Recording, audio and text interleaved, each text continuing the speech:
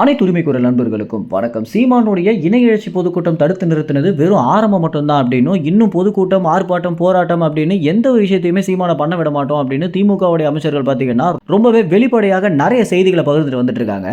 திமுகவுடைய அமைச்சர்கள் ஏற்கனவே தமிழ்நாட்டு தொலைக்காட்சிகளுக்கு கொடுத்திருக்கக்கூடிய ஒரு மிகப்பெரிய மிரட்டலை என்ன அப்படின்னா, சீமானுக்கோ அல்லது நாம் தமிழர் கட்சி நிர்வாகிகளுக்கோ விளம்பரம் அளிக்கிற வகையில் நீங்கள் எந்த ஒரு விஷயத்தையுமே பண்ணக்கூடாது, அப்படி மீறி பண்ணீங்க அப்படின்னா உங்களுடைய தொலைக்காட்சி தமிழ்நாட்டிலே இருக்காது அப்படின்ற ஒரு பெரிய மிரட்டலை தான் பார்த்தீங்கன்னா முன்னணி ஊடகங்களுக்கு கொடுத்துருக்காங்க. இதனுடைய ஒரு பின்விளைவாக ஊடகங்கள் பார்த்தீங்கன்னா சீமானுடைய செய்திகளை ஷூட்டுக்கு வந்து எடுத்தாலுமே அந்த செய்திகளை பகிராமல் இருந்துட்டு இருக்காங்க. இதனால் ஆத்திரமடைந்த நாம் தமிழர் கட்சி நிர்வாகிகள் ஒவ்வொரு செய்தியாளர்கள் சந்திப்பின் போதும் வந்து எடுக்கிறீங்களே தவிர எதனால் வீடியோ போட மாட்டீங்க அப்படின்னு கோபமடைந்து கேள்வி எழுப்பியிருந்தாங்க. அந்த தருணத்தில் தான் பார்த்தீங்கன்னா அந்தந்த தொலைக்காட்சிகளை பணிபுரியக்கூடிய கேமராமேன்ஸும் நெறியாளர்களும் பார்த்தீங்கன்னா இந்த மாதிரி விஷயங்கள் நடந்துட்டு இருக்கு அப்படின்னும், நேரடியாகவே மிரட்டல்கள் வந்துட்டு இருக்கு அப்படின்னும் நாம் தமிழ் கட்சியுடைய நிர்வாகிகள் ஆச்சரியப்படுற வகையில் செய்திகளை பகிர்ந்திருந்தாங்க. அந்த ஒரு தருணத்தில் தான் பார்த்தீங்கன்னா நிர்வாகிகள் இந்த ஒரு செய்தியை நம்மிடமா பகிர்ந்திருந்தாங்க.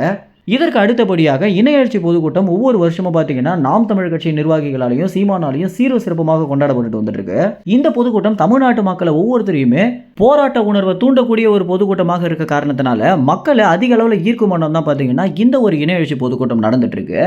இதனால தான் இது எப்படியாவது தடுத்து நிறுத்தணும் அப்படின்னு தமிழ்நாட்டை ஆட்சி செஞ்சுட்டு இருக்கக்கூடிய திமுக அரசு பார்த்தீங்கன்னா இன்னும் ஓட்டு எண்ணி முடிக்கல அப்படின்னும், இந்த ஒரு தருணத்தில் இந்த மாதிரி பொதுக்கூட்டம் நடத்தக்கூடாது அப்படின்ற ஒரு சம்பந்தமே இல்லாத காரணத்தை சொல்லி பொதுக்கூட்டத்தையும் தடுத்து நிறுத்திருக்காங்க. அது மட்டும் இல்லாமல் திமுகவுடைய அமைச்சர்கள் நிறைய பேர் நிர்வாகிகளுக்கு அழைப்பு கொண்டு இது வெறும் ஆரம்பம் மட்டும்தான் அப்படின்னும், இன்னும் இனிமே உங்களால் எதையுமே பண்ண முடியாது, எதையுமே நாங்கள் பண்ண விட மாட்டோம் அப்படின்னு சினிமாவில் வர வில்லன்கள் மாதிரி நாம் தமிழர் கட்சியுடைய நிர்வாகிகளுக்கு பார்த்தீங்கன்னா மிரட்டல்கள் கொடுத்துட்டு வந்துட்டு இருக்காங்க. இந்த ஒரு தகவல் குறித்து காவலர்களிடம் அணுகினாலும் காவலர்கள் பார்த்தீங்கன்னா இந்த விஷயத்தை ஒரு பொருட்டாகவே மதிக்காம நிர்வாகிகளை ரொம்பவே அசிங்கப்படுத்தி அனுப்பிட்டு வந்துட்டு இருக்காங்க. இந்த மாதிரியான விஷயங்கள் பார்த்தீங்கன்னா வெளியே வராமல் இருக்கிறது தான் ரொம்ப கவலைக்கிடமான விஷயமாக இருக்கு. ஒரு தமிழ்நாட்டிலேயே 3வது பெரிய கட்சியாக இருக்கக்கூடிய கட்சிக்கு இப்படி ஒரு நிலைமையா அப்படின்னு மக்கள் பார்த்தீங்கன்னா வியக்கிற வகையில தான் இந்த மாதிரியான விஷயங்கள் நடந்துட்டு இருக்கு. குறிப்பாக இந்த ஒரு செய்திகளை ஊடகங்கள் காட்ட மறுக்கிறாங்க. திமுக அரசு பண்ற தவறுகளை சுட்டி காட்ட மறுக்கிறாங்க அப்படின்றது அவங்க தொழில்களுக்கு செய்யக்கூடிய ஒரு மிகப்பெரிய துரோகமாகவே பார்க்கப்படுது. இந்த ஒரு தகவல் குறித்து என்ன நினைக்கிறீங்க அப்படின்னும், இனி வரும் காலங்களில் நாம் தமிழர் கட்சி எப்படி மக்களிடையே வளர போறாங்க, மக்களிடையே நாம் தமிழர் கட்சியை எப்படி கொண்டு சேர்க்க போறாங்க அப்படின்றத நம்ம பொறுத்து இருந்தால் பார்க்கணும். இந்த ஒரு தகவல் குறித்து சீமான் செய்தியாளர்கள் சந்திப்பில் பேசுவார் அப்படின்னு எதிர்பார்க்கப்படுது.